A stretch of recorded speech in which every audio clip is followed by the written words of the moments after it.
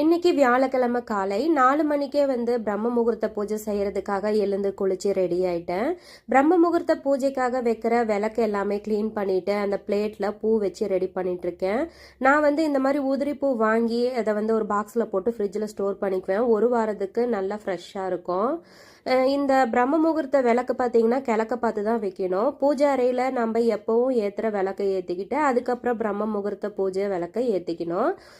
மொத்தம் 5 விளக்கு வைக்கணும். விளக்கெல்லாம் ஏற்றி முடிச்சுட்டு அதுக்கப்புறம் கற்பூரம் காட்டி நம்ம மணி அடித்து சாமி கும்பிடலாம்.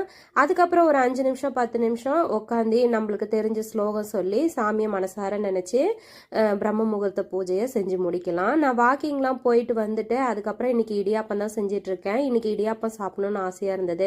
சரி, குழந்தைங்களுக்கும் லீவுன்னு சொல்லி ரெடி பண்ணிட்டு இருக்கேன். சுட சுட ஆவி பறக்க இடியாப்பம் தேங்காய் பால் ரெடி ஆயிடுச்சு. இன்னொரு வீடியோவில் பார்க்கலாம். பாய்.